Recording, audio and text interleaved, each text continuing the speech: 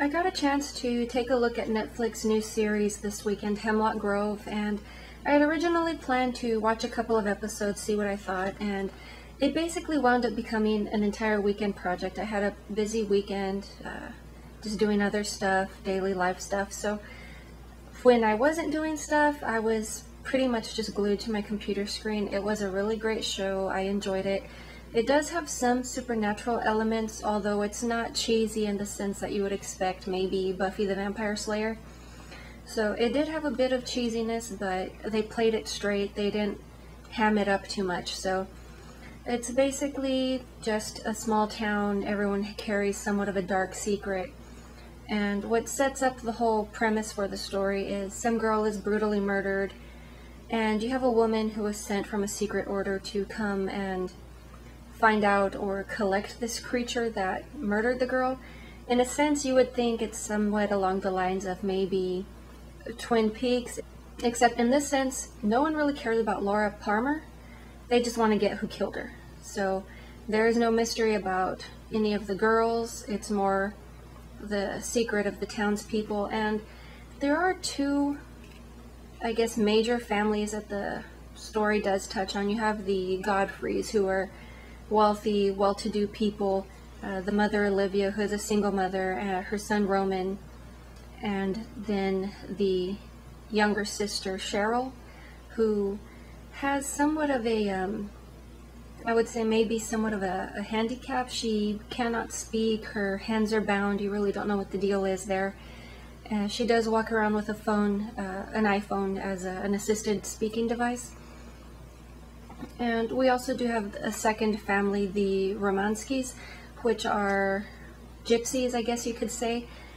And Peter, who eventually befriends and winds up becoming friends with Roman, we discover that they do share somewhat of a parallel as they share dreams. And I think it's ironic in the sense that they both have similar dark natures, and Roman as well as Peter's last name are very similar, Romansky and Roman. So I don't know if they're going to play off that later in maybe the second season if Netflix does decide to keep the show, but this first season was definitely wonderful. It was 13 episodes.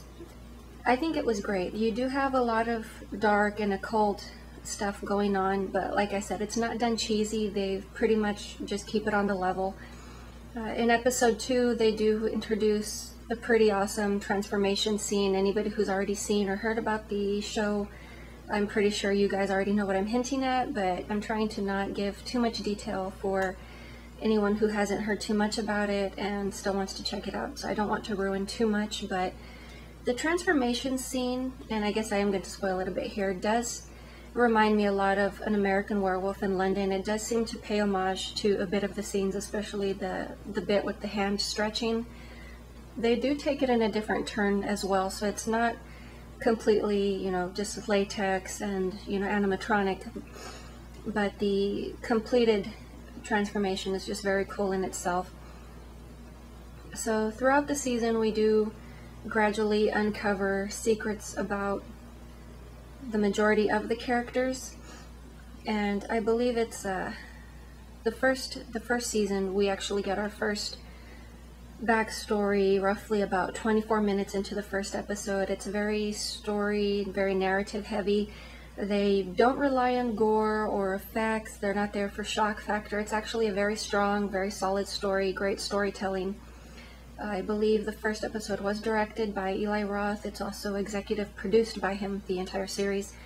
So all of the characters do take on more of a three-dimensional feel. They're not just, you know, little 2D cutouts. They do become real people, which is excellent, especially in a TV show. The fact that early on they start developing them rather than just slapping you in the story and expecting you to figure it out. There might be also somewhat of a I guess soap opera type effect to it. You do have a bunch of fusion of different genres. You do have the whole horror occult, but you also have somewhat of a soap opera type feel to it as well, because you do have quite a bit of characters running around screwing each other behind other people's backs. So it is multifaceted in itself, the way the show is presented. Some people have shown a bit of disdain for it, just kind of accusing it to be very Twilight-ish. I don't really think so. I think this story was geared more towards a more mature audience. I don't really think they cared too much about the little teeny boppers and whatnot, and it was definitely, like I said, I think they were going for a more mature audience. The storylines definitely have way more substance. It was based off of a novel by the same title. I don't know really too much about the book, haven't read up on it. I might eventually, but probably not. So you do have a bit of somewhat of a weird triangle going on with Roman. He's very protective of his cousin Letha. And no, I did not mispronounce that. Apparently she pronounces her name with a lisp. So I'm assuming if she were a twin, her brother would have been named Lethal. So yeah, bad joke, but it's not really that great a name. But yeah, it's just a butchered version of Lisa.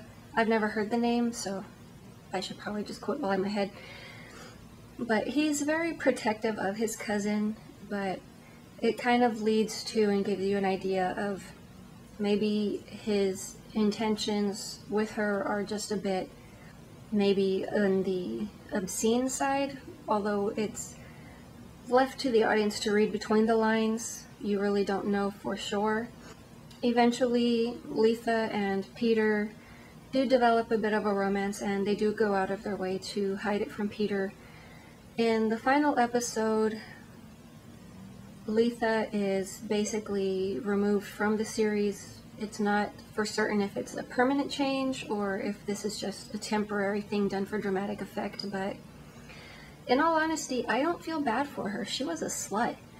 So we also, in the last episode, do get some backstory on Roman's mother, Olivia, and that was a very interesting story in itself. And it does kind of give you sort of an idea of why she has so much disdain for the gypsies. But definitely great show. I would definitely check it out. If you do have Netflix, it is definitely worth it. But that is pretty much all I have on that one. I will talk to you later.